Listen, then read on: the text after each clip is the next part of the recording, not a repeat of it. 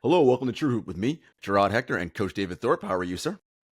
I'm well. I'm hot. How are you? You are hot because you're in Vegas. Do You're getting ready. what the temperature was yesterday? 110? Oh, I wish. More than that. 120? Yeah. Someone told me 120. My phone said 115. It says today, it's only going to be 118 today. Oh, I'm that's not looking bad. right here. Yeah. Yeah. That's not bad. Yeah. And honestly, I'm going to go walking in a little bit here. Yeah. I walked around a bunch yesterday. It's hotter in Florida because the humidity is so much thicker. Yeah. But in Florida at this time of year, we've clouds a lot. Right. No clouds there. No, it's fucking beating sun. Sun's baking you. Yeah. What was that whole thing where people were like, oh, go here because it's dry heat? I'm like, listen, people, if there's no cloud cover and the sun is beating on your body, I don't care if that shit burns, man. It's hot. Okay? It's hot. Yeah. Yeah. It's fucking. So other than that, I mean, my room is freezing cold right now. And the gym last night was cold. And the hotels and restaurants I was at were nice and cold. I don't know how people are eating outdoors. I'm like, what the fuck is wrong with you? I don't understand. Do you live in the Sahara? So it's balmy compared to that. I don't know. Different strokes for different folks. David, of course, is in Summer League to catch a little bit of Team USA and Team Canada. And, of course, Summer League, which starts tomorrow. Okay. Tomorrow. So, David, let's start with Team USA first. They had their first game. Exhibition game. Right. Thank you. There we go. Very good, Jarod. Had their first exhibition against Team Canada, which they won. We'll get to that in a second. But they've only been practicing for 4 days. I think everybody got there on Sunday, something like that. And that's when training camp started for Team USA. David, one of the early stories from camp was, and this kind of stuff happens all the time, right? This goes all the way back to the 92 Dream Team and all this kind of thing. The veterans, right? So all the Team USA guys who were LeBron and all them, the superstars, were impressed. And I'm doing quotes because, they came out in stories. So these are not my words. Were impressed with some of the play they saw from Cooper Flagg, who was on the select team. As you guys may know, when the USA team goes to start camp, before their practices, there's a select team that comes. And that select team is made up of up-and-coming USA basketball stars, right? Oftentimes, the path you take is you're on the select team first, then you work your way up to the pool for the varsity team, for lack of a better term. Right. So Cooper Flagg impressed players. And I asked David before the show, because, David's in touch with all levels of basketball.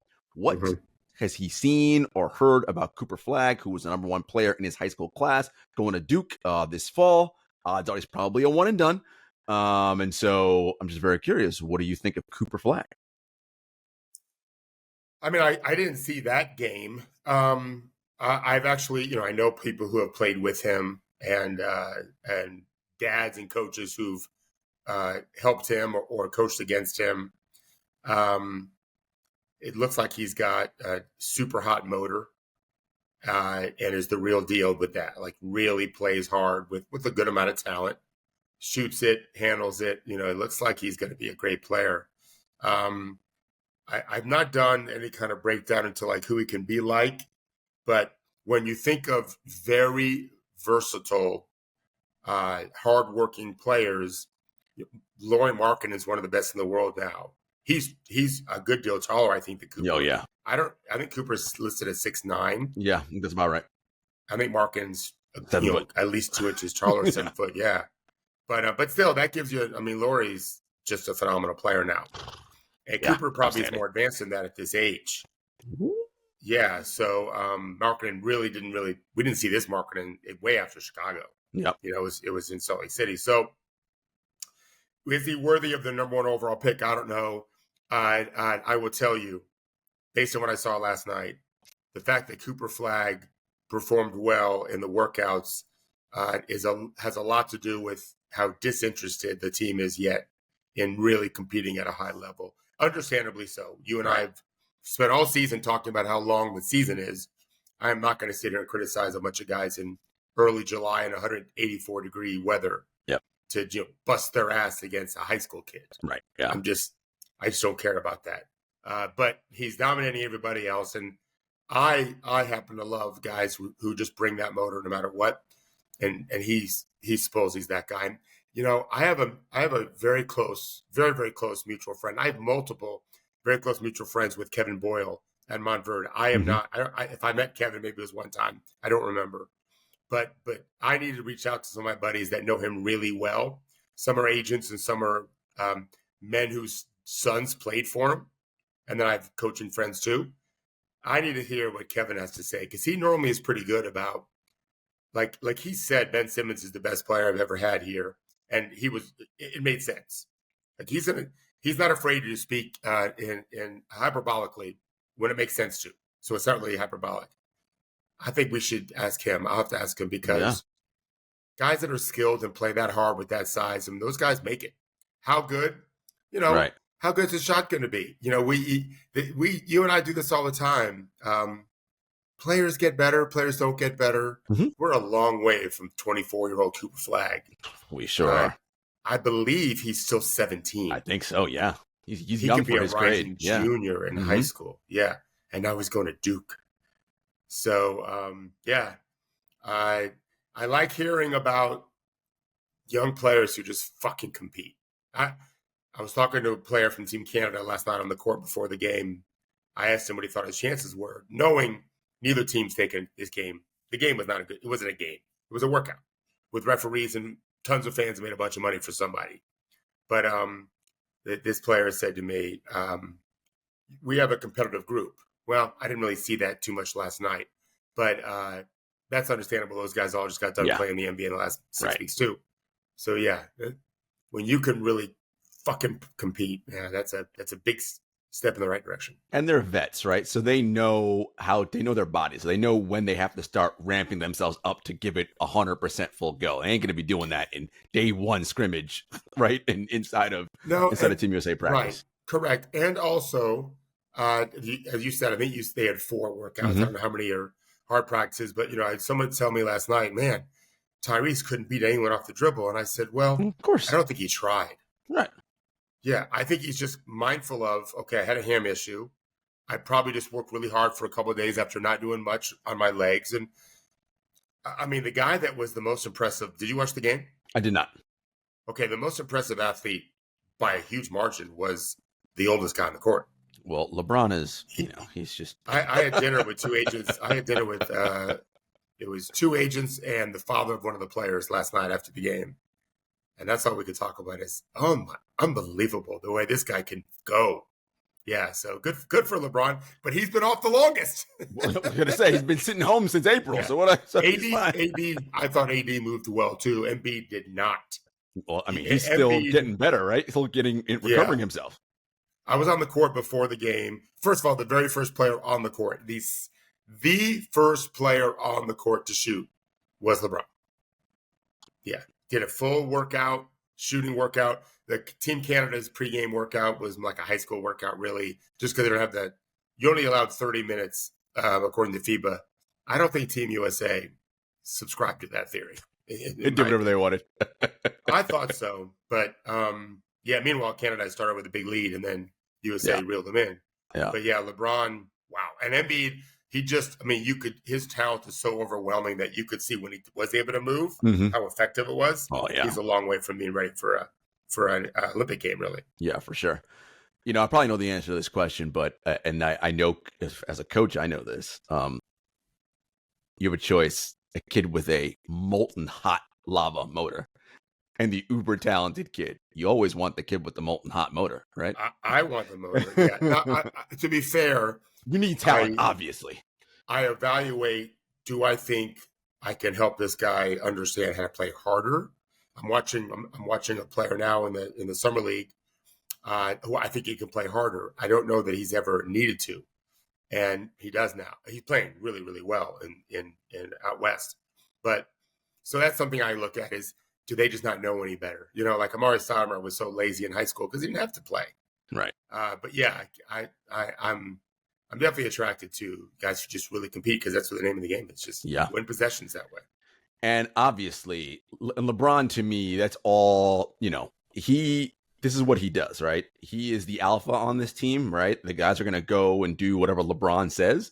And that is his way of being like, no, we're taking this seriously, folks. Like, all right. And so once he starts doing that, you'll see there'll be very little. And first of all, these are the best guys in the world anyway. So ain't any of them there are going to be slacking off, fooling around, doing whatever. But LeBron's setting a tone very early on. Tatum looked good. He's been off the least. Mm-hmm. I think you're right. I think it's just, these guys are uber competitors. Devin Booker looks fine. Like he's in shape. Mm-hmm. He's in shape for early July.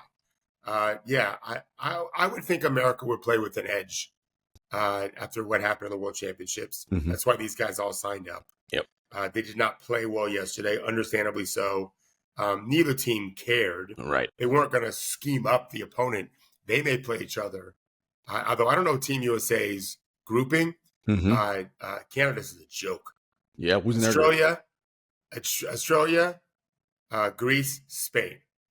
So top two advance. So you only have, Giannis is the only good player on. I don't good. You know what I mean? The only elite level that can hang with them.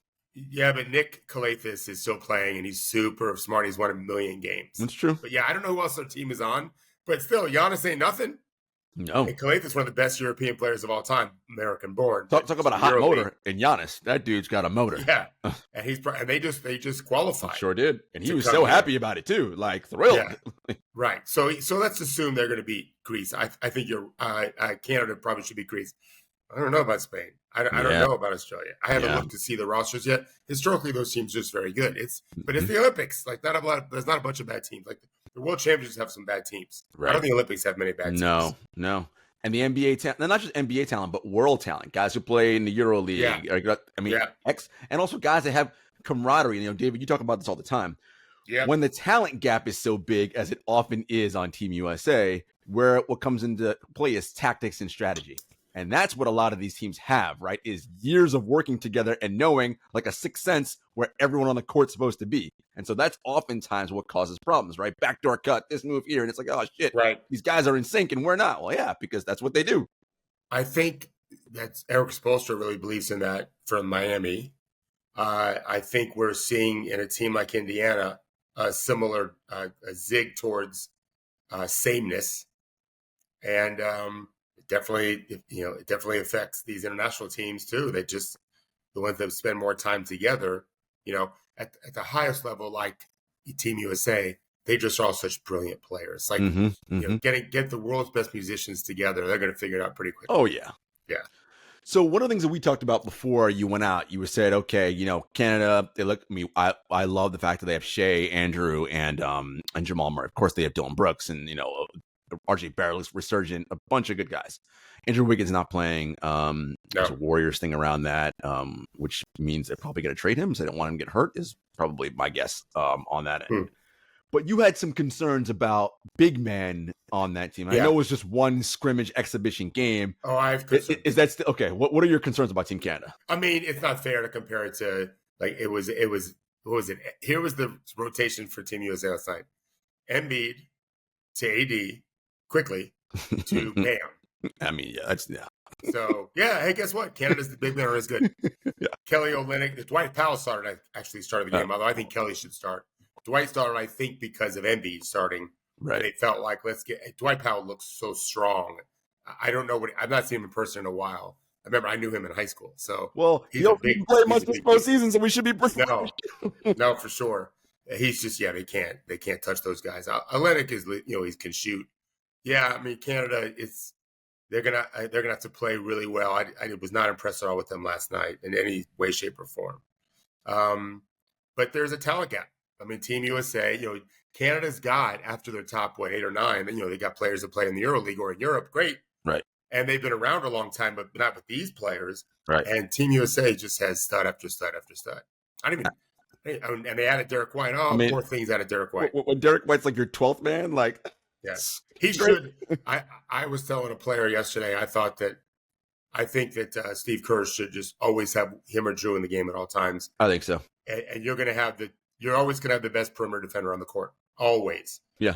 Yep. If you do that, you're always going to have the best perimeter. I think that's the way to do it. Yeah, that's my guess, right? One of them next to Steph, and then you're probably they both play so well next to him. You're probably going Embiid at the 5 to start is my guess. To start, yeah, for sure. When you have to go to AD, right? It's like, oh, poor us. I got no sympathy for you. Yeah, I mean, he's just a fantastic player. And then you do like LeBron, KD, 3-4, whatever that combo there is, I guess, or Tatum. And KD didn't play last right, because he's got whatever the caps. I mean, the embarrassment of riches. Yeah. Embarrassment of riches. Yeah. This should. And we mentioned. I mentioned Devin earlier. I actually was watching warm-ups yesterday. I'm sitting on the court, visiting with players and friends, like media people coming over. I saw Tim Bontemps, saw John Hollinger. These are guys I listen to, and I stay in touch with John a lot via cell phone. As it turns out, Bontemps, I forgot this. He has this is stupid, but he has a dentist in Manhattan who's been my close friend since 5th grade. So my buddy EJ, who said to him, "Hey, what are the chances you know a guy named David Thorpe?"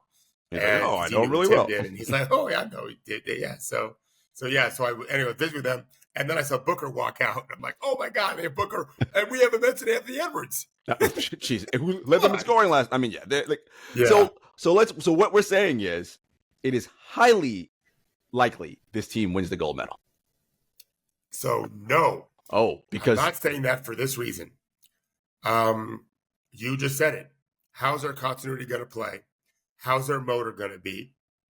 I don't know. And they have some older guys, which matters. Although, like I said last night, LeBron was in the best shape anyway. LeBron. I mean that literally. No, he's... Four people were at dinner last night. All four of us had the same opinion, independently. He was the one guy, when I mentioned his name, all three were like, "Wow, did you see what he was doing tonight?"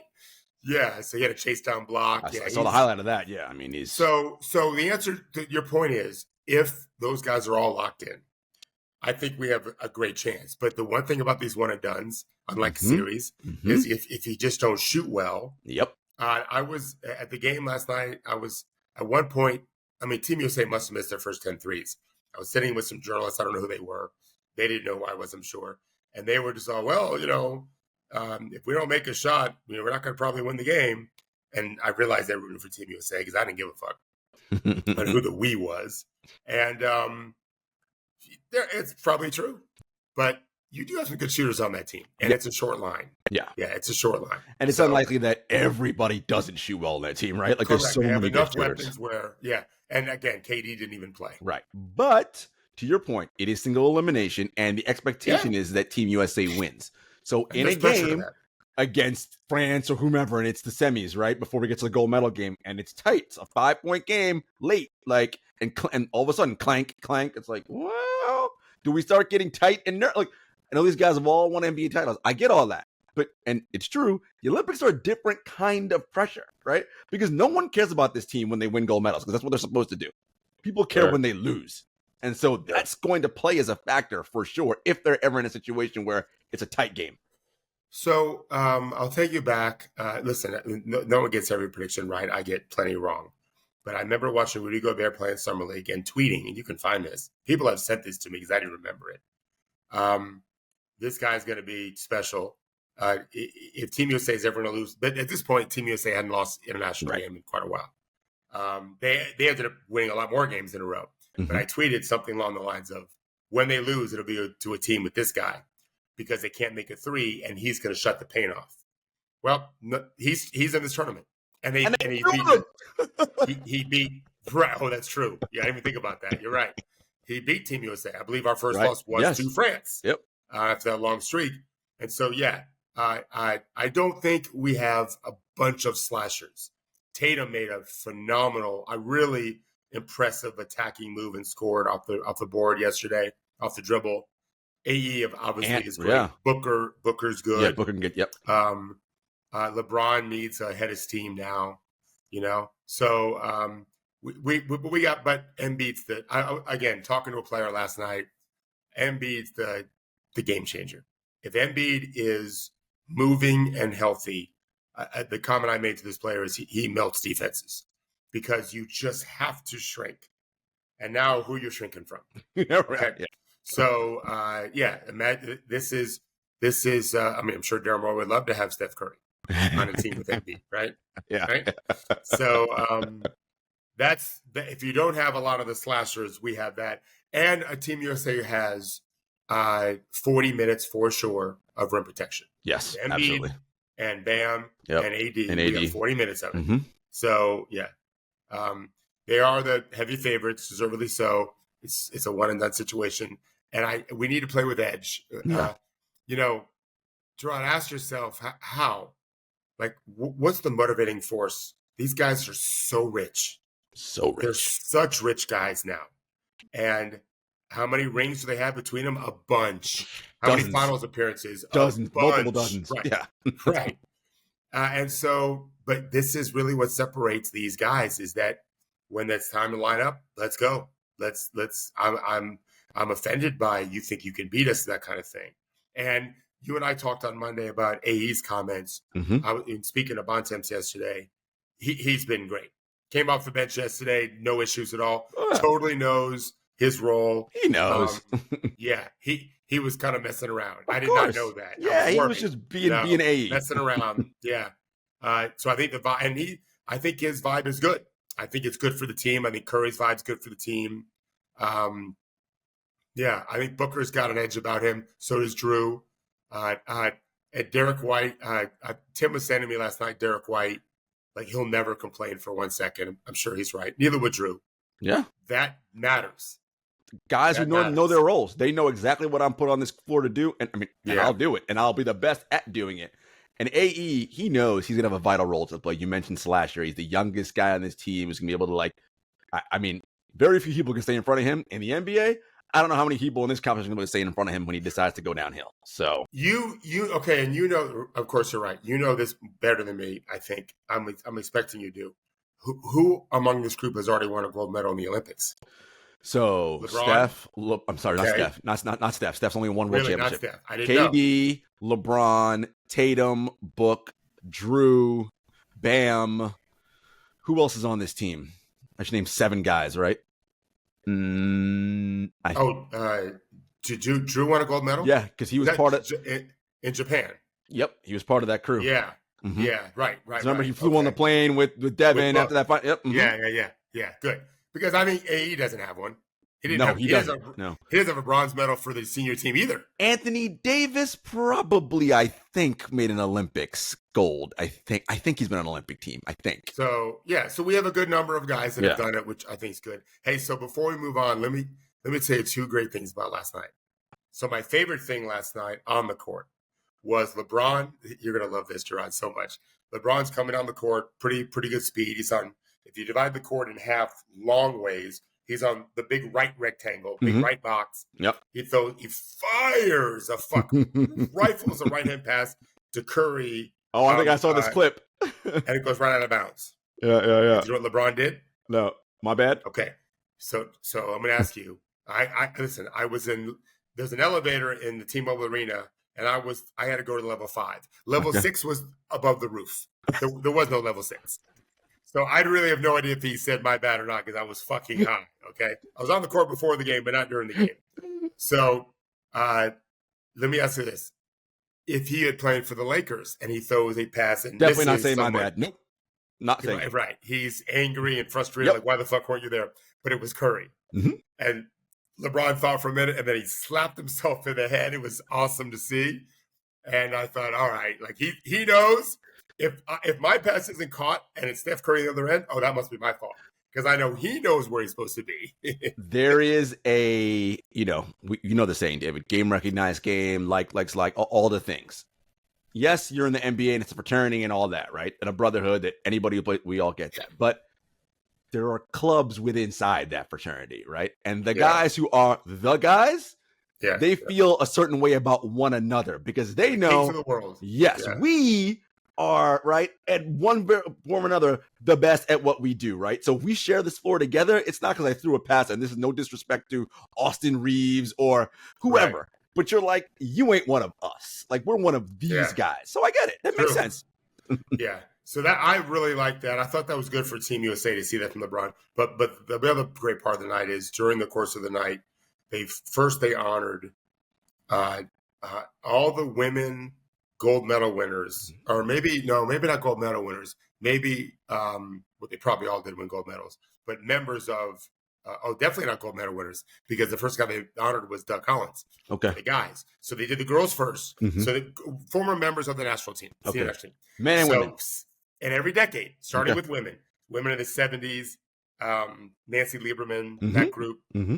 who looks fantastic, and then up to the last present ones. day. Mm-hmm. And I got emotional seeing just the women, and in some cases limp out. Doug Collins. So then they did the men. Doug Collins played in 72, made the 2 free throws to essentially beat Russia. Yep. And then we didn't beat Russia. He had a little bit of a 3-pronged walking stick, it looked like, from where I was anyway.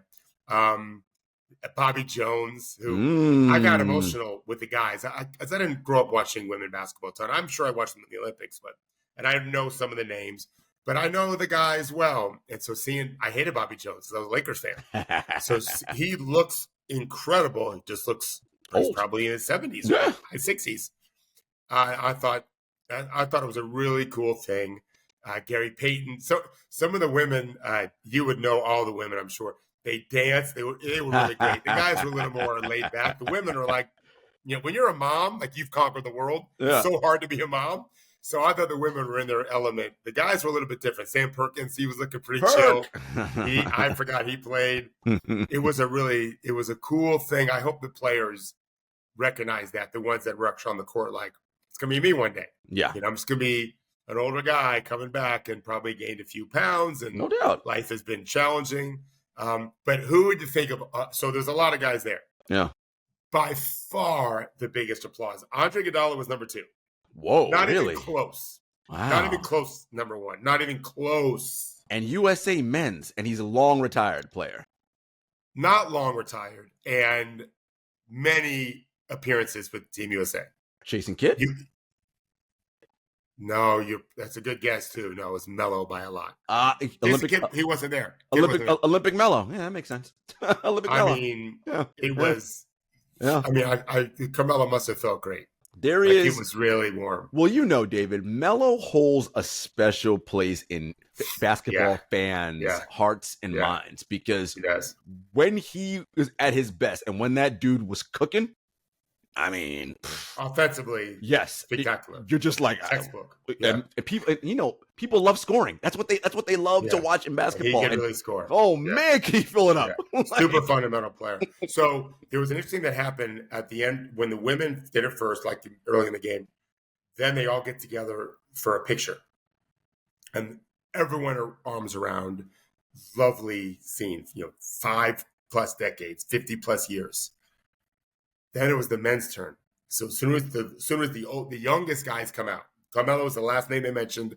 I think they knew he was going to get the biggest round. That's my guess. Probably. So they come in, and I'm sitting 8,000 feet in the air. I could have used binoculars. And I noticed something interesting. John Stockton was in the 90s group. Mm-hmm. He was on the Dream Team, obviously. Pat Ewing. Jordan wasn't there. Jordan wasn't, because he would have gotten Jordan IBA. No. Jordan wasn't there. Pat Ewing was, I would say, the third loudest, maybe second. Maybe he was above Iguodala, but there was a lot of years between them. Mm-hmm. I noticed all the old guys, all of them were arm in arm. And then as you followed it, because I was behind them, I followed the path. None of the other decades did that. Now, later on, I saw people taking some photos. And then they would kind of gather in. It bothered me a little bit. And I'm not making any kind of dramatic statement. I don't think men today are less comfortable, embracing. I don't feel that way. I grew up, it was handshake only.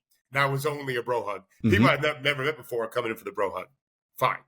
But I did thought that was interesting in the 90s. Yeah. And there was a lot of celebrities there last night. Oh, I'm sure. But by far the biggest ovation. Do you know who was there last night? They got the biggest one of all? No, who was there? President Obama. Oh, well, I mean, listen. I mean, yeah. The president is a certain kind of celebrity. He's like, get your camera off me. Like, he was on the court. Like, he handled it great. But, yeah, I made the comment, though, to when I was having dinner last night with 2 of the agents and a dad of one of the players in the game. Would he get an ovation like that if it was an NFL game, do you think? Probably not. That's what I was thinking, which is why you won't see him one. I wouldn't. Yeah. No. He knows his audience. He knows his audience. It made me very proud. To be an NBA guy. These were NBA fans. You know how I know that? They booed Dylan Brooks every time he touched the ball. from minute one. He did nothing. He did nothing wrong. Yeah. From minute one, they booed him. These were NBA fans. Yeah. And they fucking cheered for Obama. I didn't hear a single boo. And I was in position to hear all of it. Yeah, you would have heard them. So that made me the NBA. We got some issues, but as a fan base, Yeah, I was really proud of our guys. yeah. I mean, that's generally right. The NBA fan base is generally younger and tends to skew more left, and the NFL fan base generally older tends to skew right. That's generally how those fan bases typically work. Of course, there's differences within each and all that. Oh, obviously, there's plenty of people in every set, of course, who watch both. But yeah, I don't think if you had if he goes to a Chiefs game or whatever, he ain't getting cheered like that. Yeah. David, Kawhi Leonard is out at Team USA. Has an injury. Obviously, I think it's injury management that they're dealing with there. I mean, I've said this before, and look, Kawhi doesn't need to say anything about it, but it's very obvious he has a chronic injury that he's dealing with. Yeah. That playing basketball doesn't make it better. So he has to be very mindful about playing ball, right? And clearly it's going to jeopardize potentially the season coming up with the Clippers. So he's not playing. Substituted by Derek White, as we mentioned. I don't know if you saw this, but Jaylen Brown was all over Twitter saying, Nike, is this what we're doing? People might be asking, why would he be calling out Nike? What's it got to do with USA basketball? Jaylen has been critical of Nike in the past. Talking about Nike doesn't care about human rights violations. He also mentioned that when Nike and Kyrie were parting ways, he was critical of them during that period as well. And even though he wore Kobe Nike shoes, even through recently, I believe, in even these finals, he would actually scratch out and cover up the swoosh so that the logo wasn't shown. And I will tell people this. You may think, what does Nike care about that? No, they do care. A big deal. Of course they do. And Nike is, of course, the sponsor of Team USA, right? The logos everywhere. They make a ton of decisions about who goes to camp and who doesn't. I'm not saying they said Jaylen Brown's not coming. That's not what I'm telling you. But I am telling you Nike has influence for sure as to what goes on Team USA basketball and what NBA players who are signed to Nike deals do, because they pay a shit ton of money. And the people who have the money often get to make decisions about what happens where and when. I mean, we can go back to 92 when Reebok was the sponsor and Jordan put the American flag over his jersey so the Reebok logo wasn't seen on him, right? And that was 92. So yeah. I have a comment on that, but Dwayne Wade also had one of the biggest ovations. He was there last night. He was the one guy that looked like, he could play. Right? Kept himself in in that game, especially. He was 3/4 speed. Yeah, he looked. I saw him after the game. I was 2 feet from him. He looked great. I mean, sorry, Jaylen. Like, I got no sympathy for you, buddy. I mean, look, it's what it is. You're a world champion.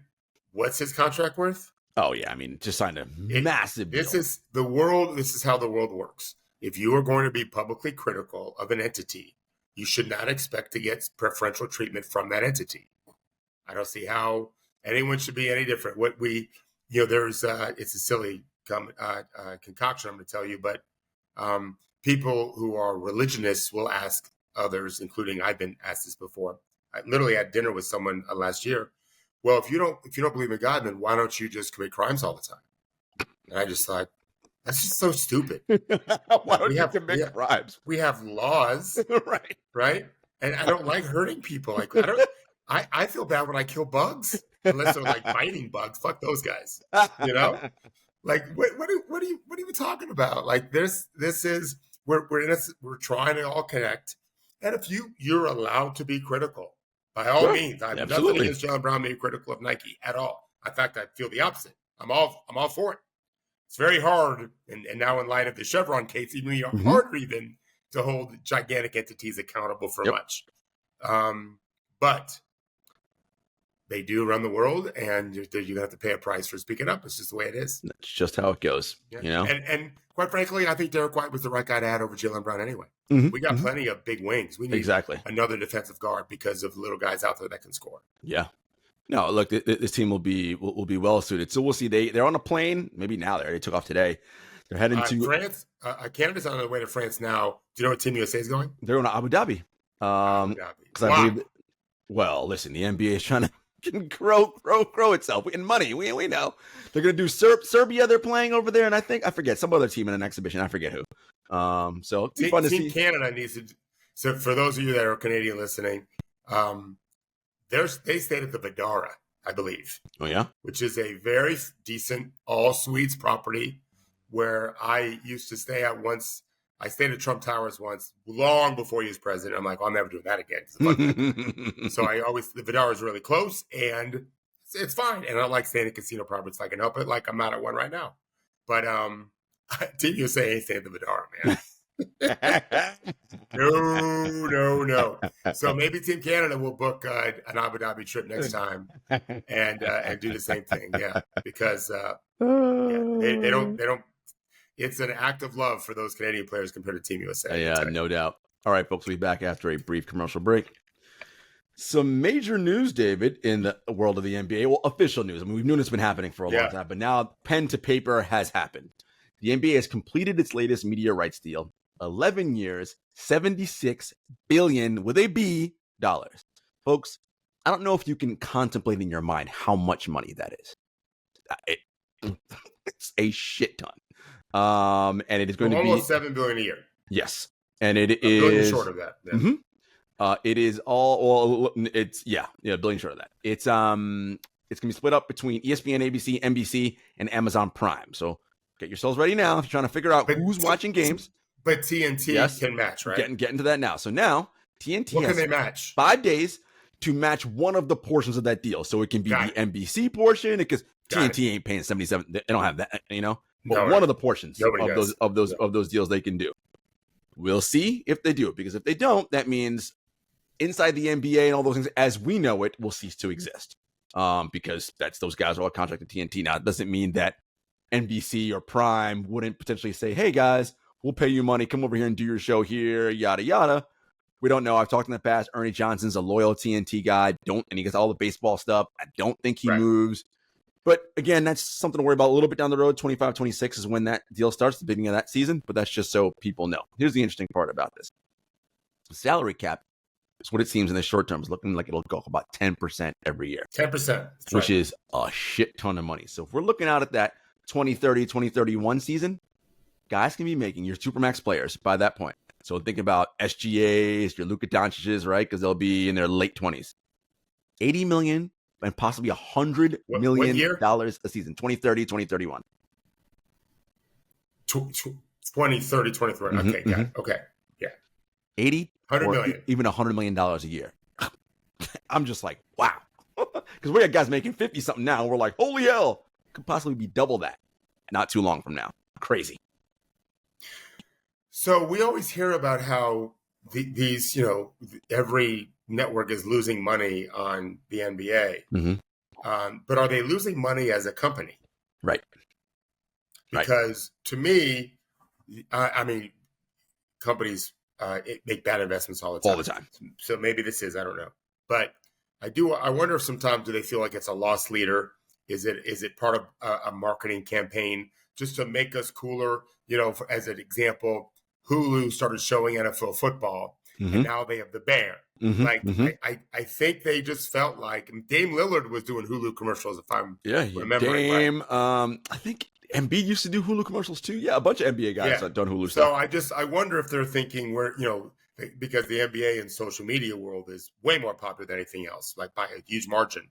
I wonder if they're thinking, okay, we're not going to make it back one way, but we'll it's an investment that we think our metrics show makes some sense, which I think is great. That'll be interesting, especially for the new players, right? Like Amazon Prime and NBC jumping back into this version, right? Because NBC used to have the NBA, as everybody knows, many years ago. What's interesting from the ESPN ABC standpoint, David, is this is like everything else. When you're in a big company like Disney, right, who owns ESPN ABC, and you're a high level person, you're like, it's all about job preservation. It's like the NBA, right? My job is to keep my job every year. I can't be seen as the person who let the NBA rights deal go while I was the person in charge, right? And so we've had it for decades. Well, we're going to keep it because it ain't going to go under my... If I leave and it happens after me, I don't care, but not while I'm here. And I think a lot of that plays into the fact of like, how do we spend and we keep things a money loser, right? Yeah, but we've had it for 2 decades. I'm not going to be the guy who's at the head of us losing it. So that plays into it too. Well, you got to look at it, man. I grew up, remember, it was on in CBS in the 80s, and then they lost it. And then it was NBC with the 90s, and they lost it. And so they're looking at all that too. I just know I was sitting, so at dinner last night, one of the agents said to me, we talked about how bad all the preview shows are. Regionally, typically they're bad. the national ones are bad. The talk shows are typically bad. He was asking me, this one agent was asking me some questions about the show. And I said, dude, I don't watch any of those things. And he's like, no, I understand it. They're really terrible. And I told him my thoughts. And I said, I heard football is so good. And this guy, who's a basketball guy, is an NBA agent, he said, I don't know football all that well, but I watch those shows sometimes and I'm blown away with how much I learn from those shows. And that's just not how it is in the NBA. And maybe they know what they're doing, but it's sad to me. So my point is this. I'm not looking, I don't want to, if Amazon called me and offered me a lot of money, I wouldn't take it. Zero interest in doing one of those shows. Right. I'm busy with what I've got going on, and it's more fulfilling for me. But find some other people that can educate our viewers to really appreciate. I used to have I had an uncle die like 3-4 years ago, and my dad used to tell me he was the best guy to go to a museum with. He's a very art cultured guy, very brilliant dentist, and then it became a professor of dentistry at schools internationally as well as in Michigan and America. He knew why every painting was in an exhibit. He was either being something special about the painter, the painting, there was the period. Mm-hmm. Like he understood all of it. And I'm so regretful that I never could. And I love this guy. Right. Go with him. Never could go to me. I never went to a museum with him. I'm an idiot. I'll never get that chance. And he's gone. Died in his 80s. But I would like to for the average fan to turn on a show and have people explain why this is special, why that's not special, mm-hmm. what is pretty special cooking here, maybe going forward. Mm-hmm. We try to do that at Troop as best we can. Yep. I would like that. I hope that Amazon does that and the other networks follow suit. And there's an appetite for that, right? There's definitely fans that want to do that. I don't know. I don't know. There is. And we can do it in a way that's entertaining. It doesn't have to be boring. We can make it, because the game is super exciting. Like, we can really make it fun. Like, so it's possible. Just take some creativity on someone's part. I want to pick it up what you just said. So I've been watching a little, just because I've been traveling a lot. And I've seen a little bit of the Copa America, a little bit of the European Championships. I was at a lunch meeting yesterday here in Vegas, and England, Netherlands was on. Yeah, the idea this is a beautiful game compared to basketball, it doesn't work for me. There are beautiful moments, but there are so many more beautiful moments when the game's played the right way in basketball that result in something good. A lot of the beautiful moments in soccer end up with some kind of kerfuffle, and a guy falls down. Oh, my knee! I will say when they're not doing that, the game is very beautiful. When they're not doing that shithousery, as I call it, especially in Copa. Copa is nothing but shithousery. When they're not, right? Yeah, well, when they're not doing that foolishness, but it doesn't end in anything great. It's a moment of goals are hard to come by, right? And which is fine. I'm not criticizing that, but there's a payoff. There's so many more payoffs in basketball when it's played the right way. It's why we thought the Warriors was so beautiful to watch. They played the Kings back in the day. Well, the Pacers were fun this year. I mean, it's for sure. And the Spurs, when they were playing summertime, like it's great. Listen, Wade and LeBron played beautiful basketball together too. So, whereas Harden and Luka has some great passes, but it can be pretty ordinary to watch. It's because he ball beats as Jaylen Brunson. But yeah, this could really be. I hope that these groups, for the money they're spending, say, you know what, let's just do a much better job of telling this story. Yeah, tell the story better, and you can do it. Yeah. It's out there. As I mentioned to start the show, David is in Vegas for Summer League, and I thought it'd be great to talk to you, David, about, you've been on the record numerous times saying Summer League is not real basketball. And you listed all the reasons why. But fans are going to tune in to their favorite team because they're excited, right? We've got these draft pick, we got this young kid who came from the G League, this young person on the 2A, whatever. And I'm a fan, so I'm excited about what hope they can give me for what they can potentially do in the future. And you are at Summer League because you have guys who are trying to either make teams, earn full contracts of various degrees of things, and you watch the game with a different eye. So I thought it'd be cool to talk to you about when you're watching Summer League. What are you watching for, and what should fans be looking at, right? So what is something they can get excited about when they see, and what's something like, okay, I know so-and-so had 20, 10, and 12, but that doesn't matter. What matters is X, right? Look at this. So what are some things, David, that you look at and you think fans should look at? Okay, I didn't see this on the, but I'm happy to talk about it. So first of all, I've watched Summer League games almost every day. on TV so far, because the games don't start here, so tomorrow. And I won't go to the games even until Saturday, I don't think. I've noticed two plays. Dalton Connect for the Lakers. Mm-hmm. Right? No. Yeah, he's in the Lakers. Yeah. Yeah, 17th pick. He made a really good bully ball play where he drove full court, just smashed into a guy, muscled up through, bucket. I thought, oh boy, because he's supposed to be a great shooter. If he can do that too, like he did in the SEC, they might have something here down the road. And that's what we have to always remember. So few rookies are helpful at all. They have to be more patient. Fans and teams, I think, too. Well, yes. That's why I liked the one thing I liked about Bronny signing for multiple years is the teams normally give these guys more rope because they're paying them. And then there's a player that plays for OKC who 2 games ago, I think he had, 10, 11 points, 10 assists, 1 turnover, named AJ Mitchell from UC Santa Barbara. And everyone had been telling me about him. I met him this summer for a moment. I've not talked to him or anything. And then yesterday, I think he had 21 points on very good shooting. But when I saw him, there was a play where he caught the ball and just instantly drove, kind of shifted around and got an easy bucket. He's a lefty. He's not shooting well, but this guy can score. He's a guard. And he did it at UC Santa Barbara, big deal. He's doing a summer league, bigger deal. We're a long way from knowing if he can do it against, the general NBA players he might be facing. OKC so loaded right now, they just gave a 2-way. I think he can earn a contract potentially. So I'm looking for how your talent now can give you a foothold to then grow. Because if you don't have anything at all, you're up against it. And that's the case with a lot of players. There's nothing they're doing at NBA level. So they better have a stick-to-itiveness. They better be super competitive and stay with it. I'm looking at motor. I'm looking at shot selection, which can be really bad in summer league, really bad in summer league. Or the case of Lou Dort for Team Canada. He wasn't good last night, I thought. A couple of times anyway. Size, are you as big physically, not just tall, but physically imposing, playing that way, patient. If you aren't, you have to learn it, and so just add that to the list of for most of these guys. I like seeing players that are effective without being over the top. The ones that are over the top have the best chance of saying, okay, it looks like this guy's going to do something.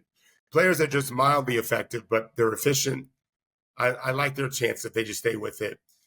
The key is finding the diamonds in the real rough, meaning they look terrible, but there's talent there. Right. I was talking to, maybe it was Bontemps last night, about a kid that I know, Don Barlow. A year ago, 2 years ago, he was the worst player in the G League. And then literally a year later, he's leading the G League in scoring. And last summer, dominated Summer League. All the talk was about Wemby, but Dom was their best player. Yeah, he's very good. Over the course of the thing. And so, but a year before that, he was terrible. So I'll look at some guys that are really bad and wonder, okay, let's see, let's track how they do. Teams typically aren't very good at player development. It's up to the players to build their own team in a sense. Yeah, that's what I'll be. I'm really here as much as anything I'm having dinner tonight with a bunch of players. And one of my old players is back. He now owns a team overseas. Oh, nice. And so, but he's with a team right now. One day I think we'll run an NBA team. So he may join us for dinner tonight. I'll have a drink with him. Not a drink, probably have water. I cramped up last night. I was drinking tea. I was drinking water. But it's so fucking hot, and I worry about hydrating a little bit. No alcohol consumption. That'll dehydrate you even quicker. Yeah, so that's what I'm saying. I'll probably just have more. All I had yesterday was water. But yeah, so there's a lot of networking that goes on. It's a convention.